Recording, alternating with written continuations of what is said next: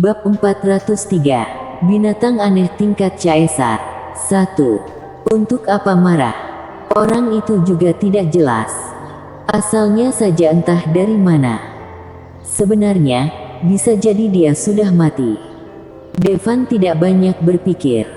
Jika suatu saat Devan bertemu dengan dia, Devan akan memberinya pelajaran. Meskipun sekarang Devan tahu banyak mengenai formasi teleportasi jarak jauh, formasi ini hanya bisa digunakan untuk pergi ke bintang LX8. Kalau dia bisa menciptakan formasi untuk pergi berteleportasi ke planet lain, bukankah Devan akan dapat jalan-jalan ke berbagai planet dengan mudah? Kekuatan Devan memang sudah tak ada yang menandingi di Antares. Saat ini tujuan selanjutnya adalah planet lain. Apalagi saat Devan tahu Kaisar Pembunuh datang dari planet lain yang sangat luas, dan akhirnya Devan tahu di alam semesta ini ada berbagai macam hal yang tidak dia tahu. Devan juga ingin pergi melintasi alam semesta. Sebesar apa alam semesta ini? Pastinya lebih dari yang dilihat mata manusia. Lalu seberapa banyak master di alam semesta sana? Apa ada yang lebih kuat dari Devan? Devan penasaran. Dalam membuat formasi, Camia jelas yang paling hebat. Tapi, formasi yang dihasilkan Camia jauh lebih rendah daripada formasi teleportasi ini.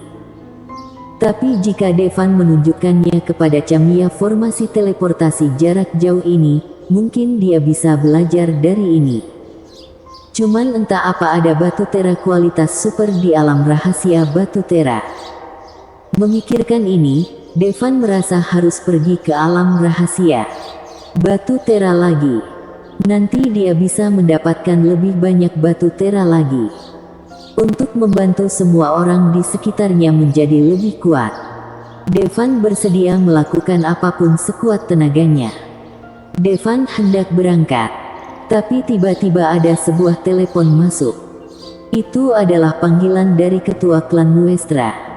Ada apa? Tuan Muda Armot, ketua klan. Sebuah suara yang sangat sedih datang dari telepon. Sesudah mendengar perkataan orang itu, Devan terkejut. Ezekiel mati. Devan segera bergegas menuju klan Nuestra. Pertarungan sebelumnya melawan alien dari Starco, Ezekiel bersama klan Nuestra ikut bertarung. Bagaimanapun, klan Nuestra kini dianggap sebagai klan terkuat di Antares. Saat Antares diserang, mereka tentu saja harus ikut membantu. Namun, Ezekiel tidak dibunuh oleh orang Starco. Tapi, ketika ledakan nuklir terjadi, dia tidak sempat melarikan diri dan dia meninggal dalam ledakan nuklir. Mereka menunggu sampai Devan datang ke klan Nuestra. Seluruh klan Nuestra sedang berduka, mereka tampak sedih dan khusyuk. Pasalnya, Ezekiel bukanlah satu-satunya yang mati dari klan Nuestra. Setidaknya lebih dari 20.000 anggota klan Nuestra mati dalam perang melawan Starco. Sebagian kecil terbunuh dalam pertarungan, tapi sebagian besar sisanya mati di bawah senjata pamungkas umat manusia. Bahkan jasad mereka tidak ada yang tersisa. Devan juga tidak menyangka kalau Ezekiel akan mati. Hatinya merasa sedih.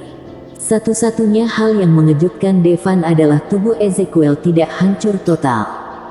Setidaknya ada bagian tubuhnya yang tersisa. Bagaimanapun, dia adalah Master Imperial Hasta.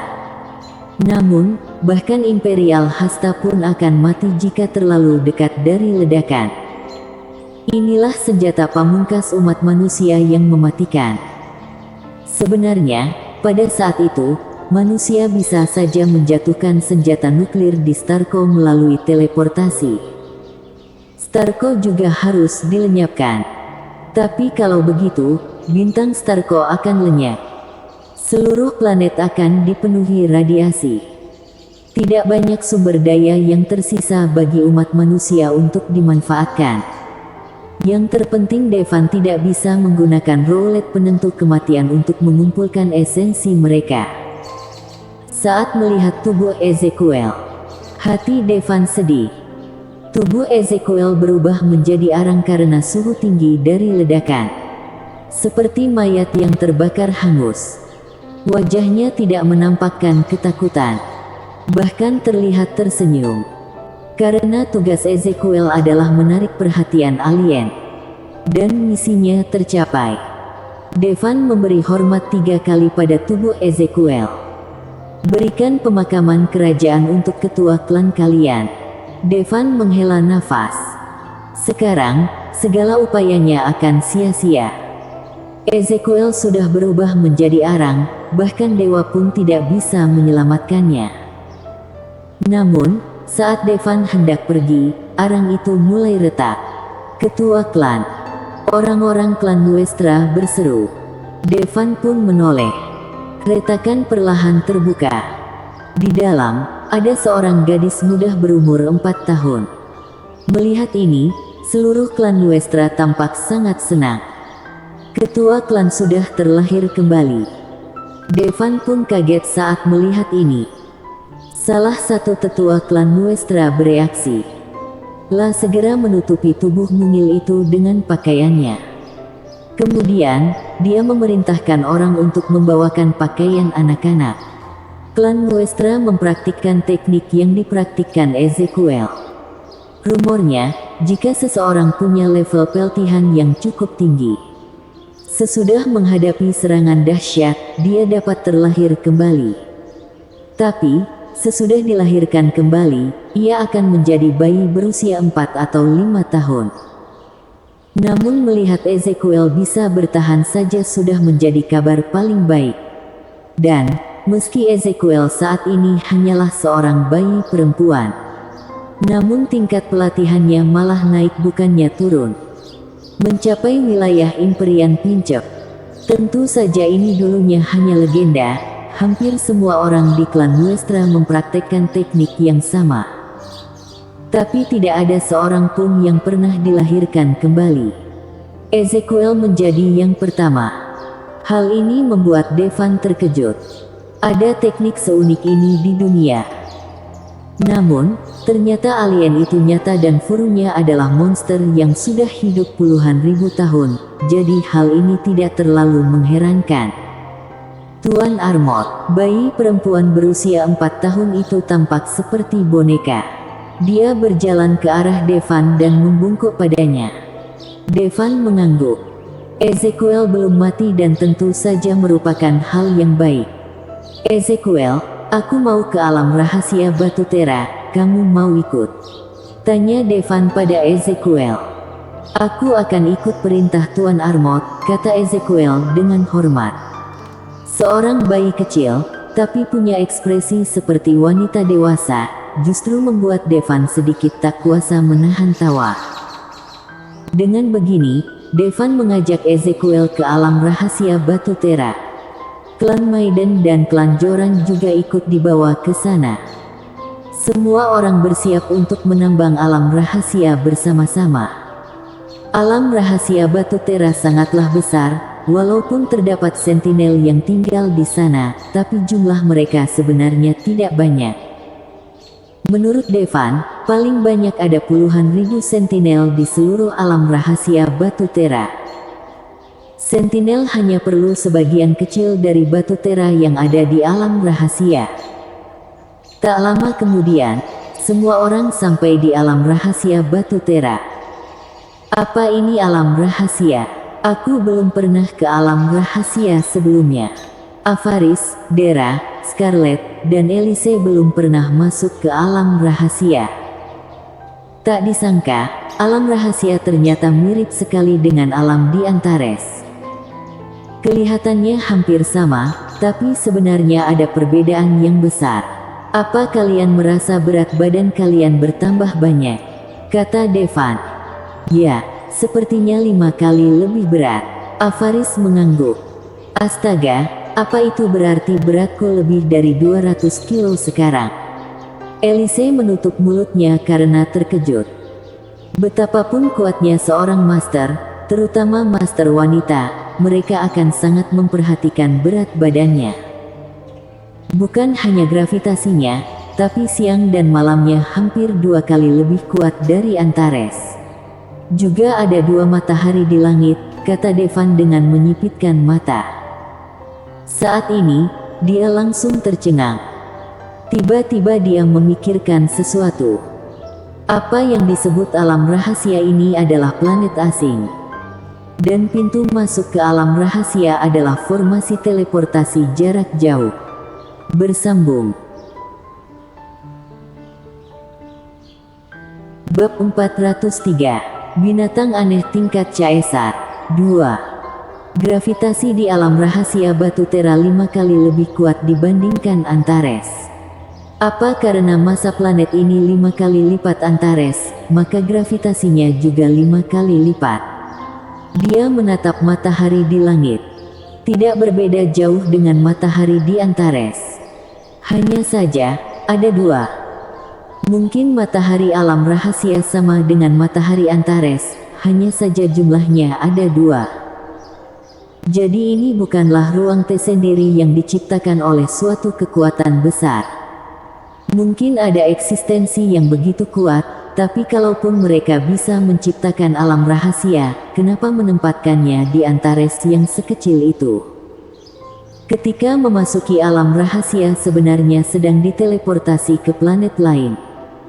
Tapi kenapa manusia bisa masuk ke alam rahasia dan hanya perlu membayar harga tertentu untuk keluar, tapi Sentinel tidak bisa keluar? Segera, Devan menemukan jawabannya. Mungkin ada formasi di portal untuk mengidentifikasi spesies. Begitu keturunan Sentinel dideteksi, mereka akan menyerang. Jadi terlihat seolah hanya memperbolehkan orang Antares. Karena orang di Antares bisa keluar masuk. Alam rahasia ini seperti tempat pelatihan yang khusus disiapkan untuk Antares. Tentu saja, semua ini hanyalah spekulasi Devan, entah apa benar atau tidak. Devan sebelumnya sudah mengatakan bahwa tidak ada seorang pun yang boleh menyerang Sentinel di alam rahasia. Dia menemui Camia lebih dulu. Dia ingin berdiskusi dengan Camia dan menanyakan pada Camia apa dia boleh menambang batu tera. Jika Camia tidak mengizinkannya, maka dia akan membawa orang-orang ini pergi. Lalu tidak akan mengganggu mereka lagi. Namun, yang membuat Devan terkejut adalah Camia tidak menentang penambangan batu tera. Karena batu tera yang mereka butuhkan sedikit, hanya untuk membuat formasi menghadapi binatang aneh. Jika Devan dapat menjamin bahwa para Sentinel tidak akan diserang oleh binatang aneh, mereka tidak memerlukan batu tera sama sekali. Apalagi kenapa Sentinel di alam rahasia sangat langka. Ini karena ada banyak binatang aneh di sini dan binatang aneh tersebut sangat kuat dan licik. Mereka sering menyerang kam-kam Sentinel, menyebabkan kerugian besar pada Sentinel. Sekalipun ada formasi, mereka tetap harus berhati-hati menjaganya. Kalau begitu, orang-orangku akan bertanggung jawab menjaga keselamatan kalian dan kemudian kita akan menambang batu tera, kata Devan. Untuk mengungkapkan ketulusan hatinya, ia bahkan membawakan banyak produk Antares. Devan juga akan membangun beberapa rumah layak huni bagi para Sentinel tersebut. Sesudah melihat barang-barang Antares, Sentinel merasa sangat senang. Itu semua adalah benda yang belum pernah mereka lihat sebelumnya. Meski mereka tidak bisa pergi dari sini, barang-barang Antares bisa dikirim ke sini. Satu-satunya keinginan Sentinel adalah supaya bisa bertahan hidup. Dan karena jumlah orangnya sedikit, kebutuhan mereka juga sedikit. Seolah merasa sudah diberi terlalu banyak, Camia pun meminta orang-orangnya untuk ikut menambang batu tera dan mencarikan tambang batu tera. Toh mereka lebih peka ketika merasakan batu tera. Tambang batu tera mudah ditemukan. Dulu, karena mereka tidak butuh banyak, meskipun mereka tahu di mana letak batu tera, mereka tidak akan menambang semuanya.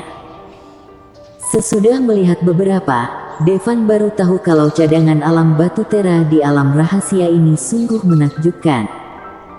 Untungnya Sentinel tidak bisa menyerap energi di batu tera. Kalau bisa, mereka mungkin sudah menyerap semua batu tera. Entah jadi seberapa kuat mereka nanti. Dengan adanya batu tera, Devan yakin kekuatan Antares akan segera melejit. Bagaimanapun juga, selaku penguasa Antares, ini adalah tanggung jawab di pundak Devan. Sebaliknya, kalau Master Alam Rahasia muncul lagi, atau Master Alam Semesta datang ke Antares, bisa-bisa Antares dibantai. Oh, ngomong-ngomong, Camia, lihat ini. Devan ingat kalau dia punya tujuan yang lebih penting datang ke sini. Dia mengeluarkan formasi teleportasi jarak jauh dan menyerahkannya kepada Camia. Astaga, energi di sini sangat mengerikan. Camia mengambil formasi teleportasi jarak jauh, matanya menatap dengan heran. Dia belum pernah melihat batu tera seperti ini. Energi yang terkandung di dalamnya setara dengan sebuah tambang batu tera. Ada juga pola formasi di dalamnya yang sangat rumit. Camia bisa juga membuat formasi teleportasi. Sama seperti formasi yang dapat menteleportasi orang secara acak. Namun dibandingkan dengan formasi yang diberikan Devan, perbedaannya bisa ratusan juta kali lipat. Kalau tidak melihatnya dengan mata kepala sendiri, dia tidak akan tahu bahwa ada formasi yang begitu rumit. Formasi di sini sangat rumit, lebih rumit dari formasi yang biasa kita buat. Tapi, menurutku aku harusnya bisa mempelajarinya, kata Camia dengan percaya diri. Jelas sekali, Camia memang ahli formasi. La memiliki bakat unik dalam membuat formasi. Namun kepadatan energi batu tera ini sangat mengerikan. Seharusnya tidak ada batu tera seperti itu di sini, kata Camia. Sesudah mendengar perkataan Camia, Devan agak menyesal. Tapi dia sudah siap mental. Bagaimanapun, benda ini berasal dari master di luar angkasa, sehingga tidak dapat dengan mudah dibuat. Namun, jika kita menumpuk batu tera, asalkan jumlahnya cukup, bisa mendapat efek yang sama. Apalagi kalau bentuknya besar, akan lebih mudah untuk digambar formasi. Kalau begitu, bentuknya juga akan sangat besar dan tidak bisa dibawa kemana-mana, kata Camia. Kalau begitu Camia, aku serahkan formasi ini padamu. Devan tidak meminta Camia untuk membuat susunan yang bisa melintasi tahunan cahaya dulu. Lagi pula, bagi Camia memintanya mempelajari hal ini seperti meminta orang zaman dahulu mempelajari teori relativitas. Selama Camia dapat membuat formasi teleportasi yang melintasi jutaan kilometer, Devan akan dapat melakukan perjalanan antar bintang nantinya. Kalau soal ukurannya, tidak masalah. Masukkan saja ke dalam tas harta karun dan keluarkan saat dibutuhkan. Bagaimanapun, tidak peduli seberapa besar, tas harta karun itu bisa memuat segalanya. Sesudah mengatur semuanya, Devan mengikuti Ezekiel meninggalkan alam rahasia batu tera. Karena Ezekiel memberitahunya sesuatu yaitu di alam rahasia binatang aneh, ada beberapa binatang aneh yang sangat kuat, yang menyebabkan mereka kehilangan banyak nyawa. Devan akhirnya tahu kenapa Agrippa memberitahunya lokasi alam rahasia binatang aneh begitu saja ketika dia mati. Dia ingin Devan masuk dan dibunuh oleh binatang aneh di alam rahasia itu. Berapa kira-kira tingkat kekuatannya? Tanya Devan. Gadis kecil itu menyipitkan matanya yang besar seperti permata dan berkata, level Caesar. Bersambung.